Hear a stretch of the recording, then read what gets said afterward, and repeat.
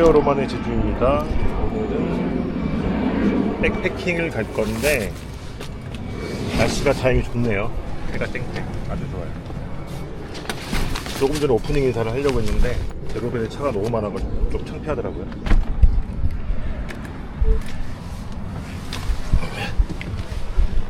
자, 일단은 차를 가지고 공항으로 갈 거고, 공항을 가기 전에 세탁소에 잠깐 들려가지고 위에 자켓을 하나 찾고 갈 거예요.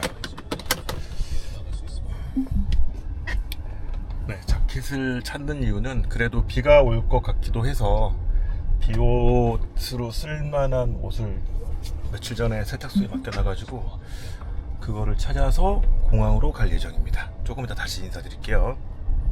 세탁소에서 옷을 찾았고 이제 제주국제공항으로 가고 있습니다. 원래 오늘 새벽까지도 보시면은 이렇게 비가 엄청나게 많이 왔었어요. 차에 지금 창문에 비가 맺힌 거 보이시죠? 근데 지금 날씨가 보시다시피 너무 좋습니다. 지금 약간 습하기는 한데 아마 여수 가서도 날씨가 비는 안 올 것 같아요. 오늘 가는 백패킹 장소가 여수의 개도라는 곳인데 되게 요즘 핫한 그런 박지예요. 뭐 일부러 지금 그 백패킹을 하기 위해서 개도를 가는 건 아니고 여수에서 저희 햄버거집 올드캡을 프랜차이즈를 하고 싶어 하시는 분이 계시는데 한 2년 전부터 계속 하고 싶다고 말씀을 하셨는데 그동안 뭐 저희도 바쁘고 그래서 좀 미뤘다가 이번에 또 너무 요청을 좀 하셔가지고 여수를 올라가게 됐어요. 그러니까 순천이죠. 순천인데 공항이 여수공항이라.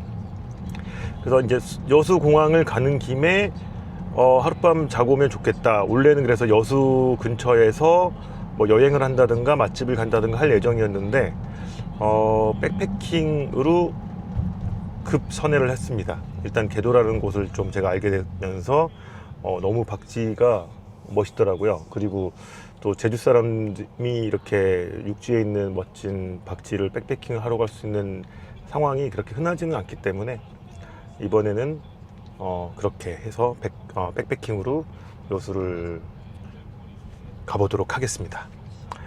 그리고 이제 제가 썸네일에 뭐 아시아나 항공 VVIP가 백패킹 가면은 생기는 일 뭐 이런 식으로 썸네일을 만들 예정이에요. 물론 아직 만들지는 않았고 제가 아시아나 항공을 탄 지가 한 35년쯤 된 것 같아요. 35년 동안 아시아나 항공을 가능하면 아시아나 항공만 탔었고 노선이 없는 경우를 제외하고는 꾸준하게 아시아나 항공을 탔었는데 이제 그러다 보니까 아시아나 항공이 회원 등급이 4개가 있어요. 그 중에서 다이아몬드 플러스 평생 회원이라는 자격을 한 3년 전에 제가 얻게 됐습니다.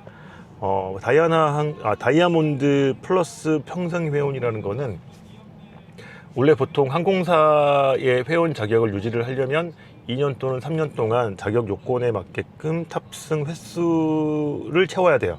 즉 뭐 2년 동안 30번을 채워야 된다. 뭐 3년 동안 뭐 20번을 채워야 된다. 뭐 이런 등등의 그런 자격 유지 조건들이 있는데 사실 일반인들이 2년 동안 30회를 탄다라는 게 절대 쉽지가 않죠. 2년 동안 30회라는 거는 거의 한 달에 편도 기준으로 한 번을 타야 되고 왕복 기준으로는 2달에 한 번 비행기를 타야 된다는 건데 웬만한 셀러리맨 영업사원이나 아니면 뭐 업무상 비즈니스를 가는 분 아니고서는 일반인들은 굉장히 힘들죠. 제가 그거를 거의 한 30년 가까이 했었고 그렇게 해서 아시아나 항공 다이아몬드 플러스 평생 회원이라는 자격을 받았습니다. 물론 이 평생 회원이라는 거는 아까 말씀드렸던 자격 요건을 채우지 않아도 뭐 한 번도 안 타도 그 자격이 평생 동안 유지가 되는 그런 혜택이에요. 여러 가지 좋은 혜택들도 많고 그거는 뭐 나중에 뭐 항공사 혜택 부분을 찾아보시면 될 것 같고요.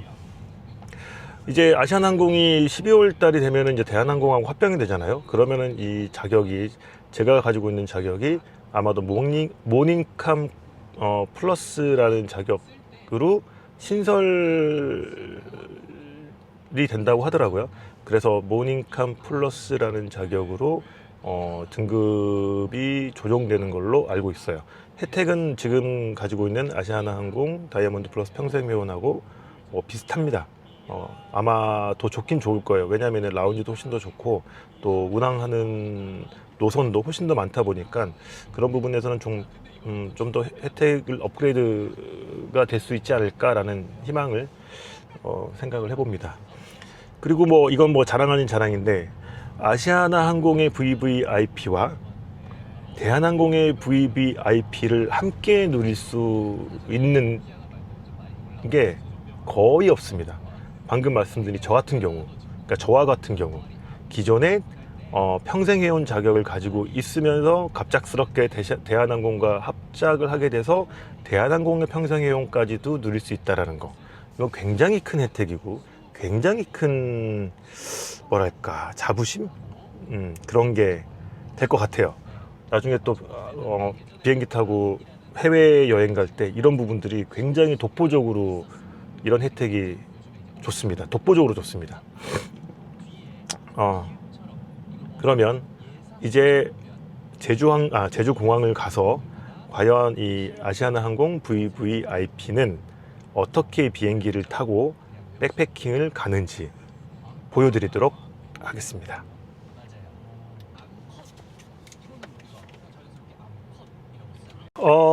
다시 이제 제주공항 주차장에 도착을 했고요.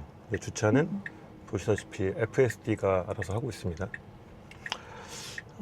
아까 말씀드렸던 아시아나항공 VVIP가 비행기를 타게 되면은 어떻게 되는지에 대해서 설명을 좀 해드릴 건데, 간단하게 우선 저는 티켓을 가장 싼 항공권을 구매를 했습니다. 아시아나항공 중에서도 가장 싼 건 아니고 그 중간에 있는 거, 그러니까 특가, 최저가 말고 그냥 최저가 항공권을 예매를 했고 6가지 갔는데 편도 한 55,000원 정도가 나온 것 같아요. 보통 이제 그거를 끊으면 맨 뒤로 가게 되어 있거든요. 비행기의 맨 뒤쪽으로 가게 되어 있는데, 저는 아마 될지 안 될지는 모르겠는데 티켓 그 카운터를 가서 항공권을 무료로 변경을 할 거예요. 맨 앞 10번열, 그러니까 이코노믹 중에서는 가장 앞부분이죠. 발 부분이 조금 레그룸이 좀 넓은 그런 좌석으로 바꿔달라고 얘기를 할 거고, 그게 되는지 안 되는지 일단 가서 한번 확인을 해보도록 하겠습니다.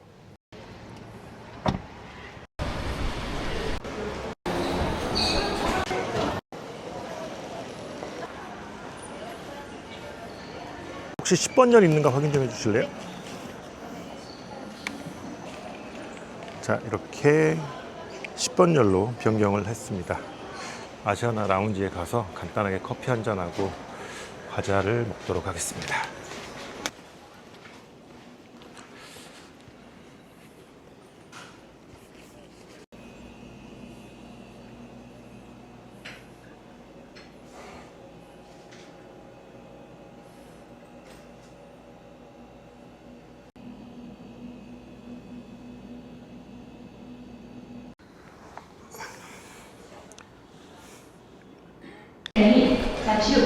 드디어 공항에 들어왔고요. 탑승동으로 들어왔습니다. 근데 제가 멍청하게 가위를 그대로 들고 타려다가 보안 검색에 걸려가지고 다시 나가서 아시아나항공 카운터에 가가지고 수화물로 가위를 다시 붙이고 들어왔어요. 여러분들은 그런 실수를 하지 않으시길 바랍니다. 가위가 특정 길이가 있어가지고, 제가 가지고 있는 가위는 토리베 가위인데 그 토리베 가위가 분리가 되잖아요. 그래서 이제 칼같이 느껴질 수 있기 때문에 그거는 기내로 들어갈 수는 없고 따로 수화물로 보내야 된다고 해서 다시 나갔다 들어왔습니다. 개고생.